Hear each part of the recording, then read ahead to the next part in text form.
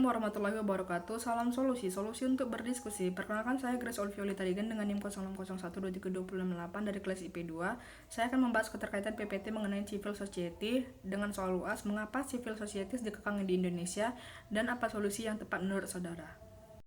Konsep civil society, negara, dan demokrasi merupakan bahan diskursus menarik dalam beberapa dekade belakangan ini. Tiga konsep ini merupakan elemen yang saling berkaitan dan tidak dapat dipisahkan jika membicarakan kehidupan politik suatu negara. Konsep civil society atau yang sering disebut masyarakat sipil terkadang dipertentangkan dengan konsep negara. Hal ini terjadi disebabkan oleh pengaruh rezim yang berkuasa di suatu negara dan mempengaruhi kehidupan civil society. Jika rezim yang berkuasa tersebut bersifat otoritarian bahkan totalitarian, maka tidak ada terbentuk social civility.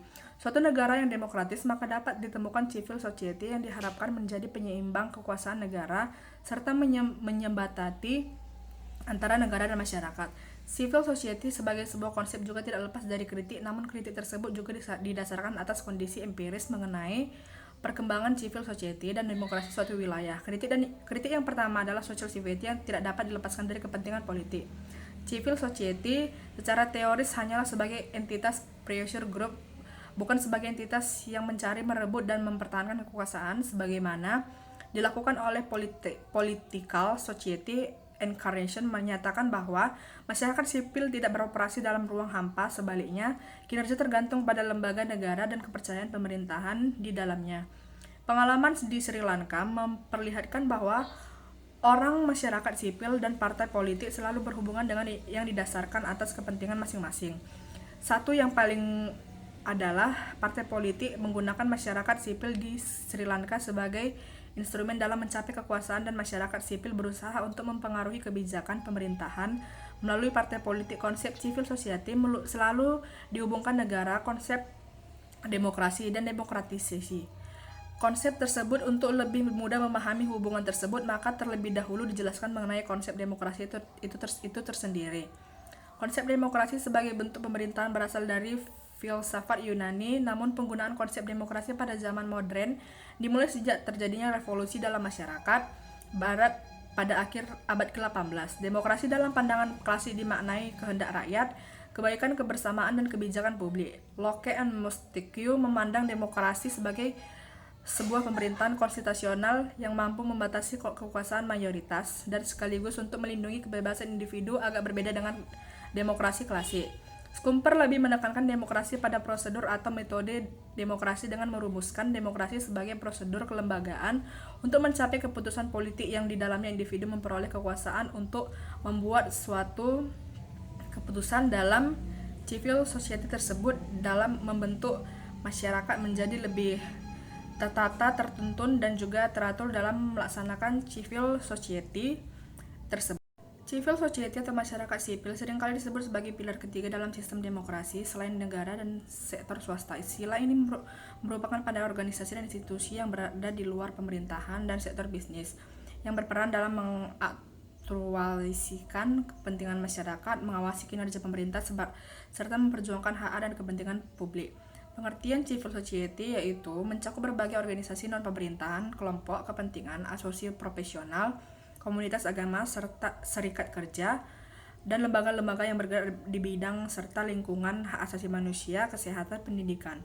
Keberadaan civil society memberikan ruang bagi masyarakat untuk berpartisipasi secara aktif dalam proses politik dan sosial. Peran dan fungsi social civility dalam demokrasi yaitu partisipasi dan representasi. Civil society berperan sebagai wadah bagi masyarakat untuk mengekspresikan aspirasi dan kepentingan mereka, serta berpartisipasi dalam pengambilan keputusan. Kontrol dan pengawasan. Masyarakat sipil dapat mengawasi kinerja pemerintah dan memastikan bahwa kebijakan yang dibuat sesuai dengan kepentingan publik. Edukasi dan advokasi. Melalui berbagai program dan kampanye, civil society membantu meningkatkan kesadaran masyarakat tentang isu-isu kepentingan serta memperjuangkan perubahan kebijakan yang telah lebih baik. Studi kasus peran civil society Indonesia, yaitu Indonesia merupakan contoh menarik mengenai peran civil society dalam proses demokratisasi sejak reforma 1998. Civil society di Indonesia tumbuh pesat dan berkontribusi signifikan dalam berbagai bidang, misalnya LSM seperti Walhi dan Greenpeace Indonesia aktif dalam isu-isu lingkungan, sementara organisasi-organisasi seperti Komnas HAM dan Kontras berfokus kepada hak asasi manusia itu tersendiri. Dalam perkembangan masyarakat modern, civil society atau masyarakat sipil menjadi sebuah intensitas yang sangat penting. Istilah ini merujuk kepada jaringan organisasi dan individu di luar pemerintahan dan bisnis yang berperan dalam kehidupan masyarakat untuk mengadvokasi kepentingan dan memperjuangkan hak-hak warga negara. Konsep, peran, dan relevansi civil society dalam konteks masyarakat modern. Definisi dan karakteristik civil society dapat didefinisikan sebagai jaringan organisasi, kelompok, dan individu di luar sektor pemerintahan dan bisnis yang bertujuan untuk memperjuangkan kepentingan publik, mempromosikan nilai-nilai demokrasi, dan memperdayai masyarakat. Tantangan yang dihadapi civil society yaitu represi pemerintahan. Di berbagai negara, organisasi civil society seringkali menghadapi tekanan dan intimidasi dari pemerintahan yang otoriter. Yang kedua, keterbatasan sumber daya. Keterbatasan dana dan sumber daya manusia sering menjadi kendala yang dalam menjalankan program dan aktivitas organisasi civil society.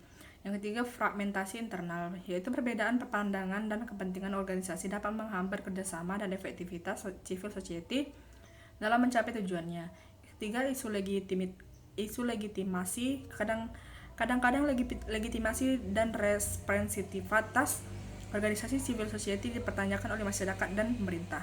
Kesimpulannya itu adalah civil society memainkan peran yang krusial dalam membangun demokrasi yang inklusif dan berkelanjutan melalui partisipasi dan kontrol edukasi dan pemenuhan kebutuhan sosial masyarakat sipil dapat mendorong perubahan positif dan menjaga keseimbangan kekuasaan. Namun tantangan